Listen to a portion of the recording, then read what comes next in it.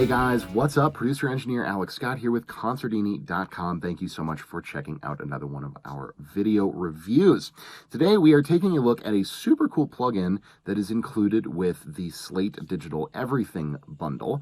That is the virtual tape machine. Now, I wanted to do a standalone video on this particular plugin because it doesn't really fall into any other category of plugins. It kind of stands apart a little bit in terms of what it's doing. You know, the closest thing I would say to it would be a mastering plugin, but it's not even, I mean, you can think of it that way, but not even quite. So what it is it's an emulation of a few different types of tape machines. You know, we all love tape. We love the idea of tape.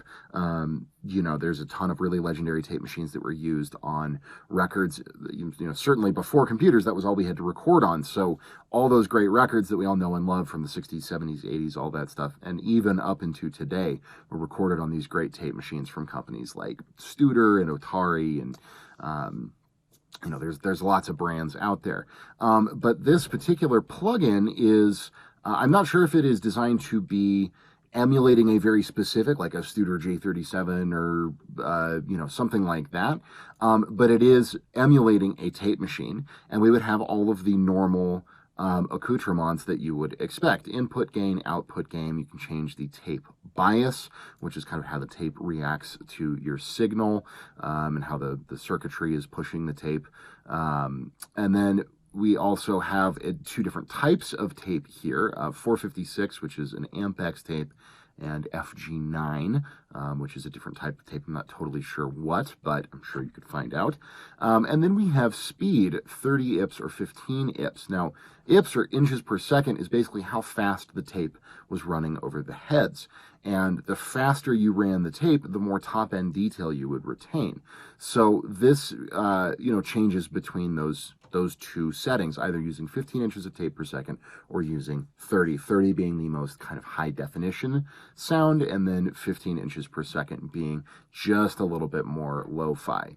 Now, one thing I do wish that they would include in here is the option to go even lower than 15 IPS, down to 7.5 or even 3.25 if you're trying to do really lo-fi, kind of crunchy tape stuff. But that's not really what this plugin is for. It is more designed to emulate really, really big, high-quality recorders. Now, that's kind of all the features that we have right here. And then, of course, we have our cool visualization here of the tape machine running past. And that's all well and fine, and it sounds really, really good. It definitely brings a little bit of extra depth and character to the overall sound of your track, just putting it on your master bus and running it, you know, again, as kind of a master bus thing. But that is not all that virtual tape machines gives us. What we can do in virtual tape machines, and this is what makes it really a very unique plugin and an incredibly cool plugin, is that if we're just using it on our master bus, you'll notice there's a switch in here that I kind of skipped over. We set this switch to 1/2 inch 2-track.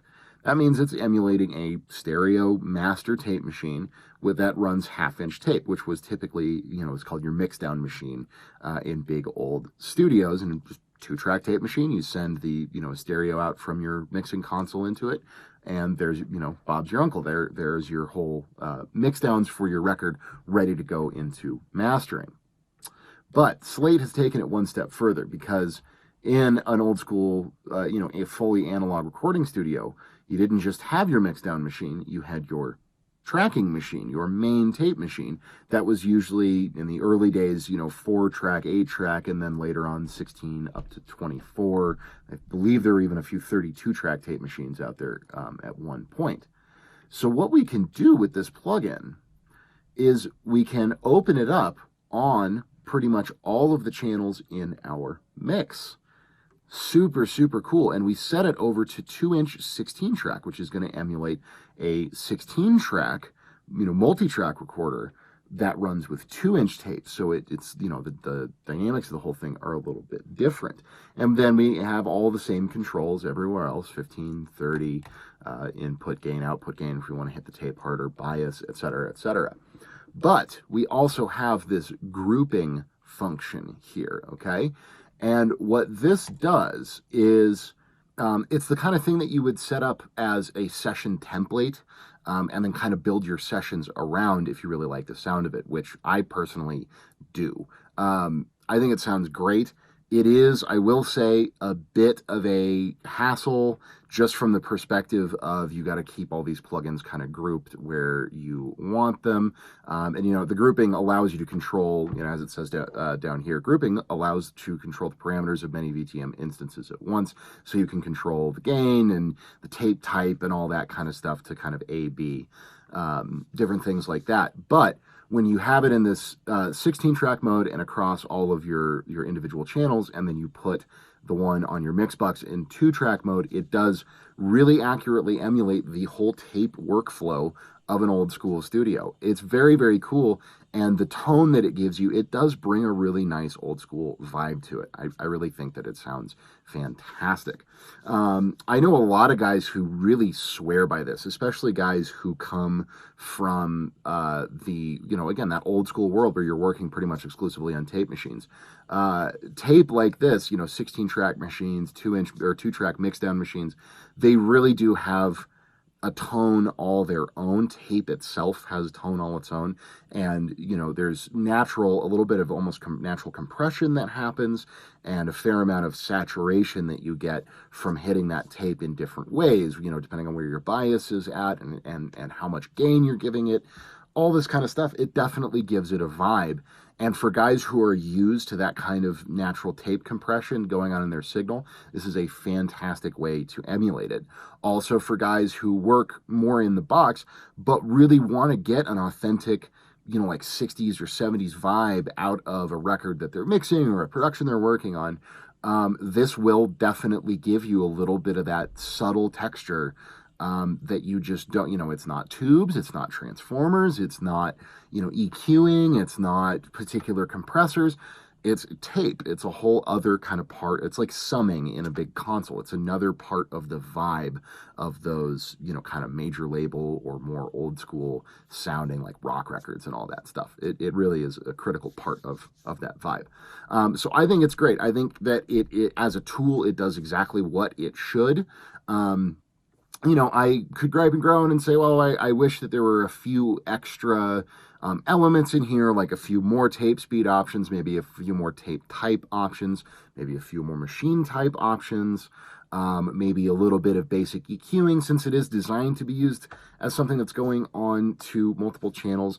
Now, obviously, that'd be going a bit above and beyond what original tape machines did. This is really just trying to be pretty purist to the whole idea of one of these vintage tape machines.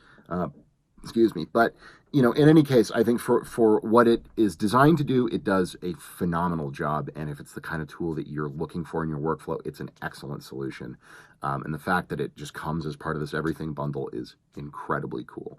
But what do you guys think of the Slate tape machines? Do you like it? Do you use it? Do you use this kind of multi-channel into a 2-track workflow with it? Are there other tape machine emulation plugins that you like maybe a little bit more? Whatever your thoughts may be, I would love to hear them in the comments down below. Again, my name is Alex Scott with Consordini.com. Thank you guys so much for watching this video. I hope you've dug it, and I will see you in the next one.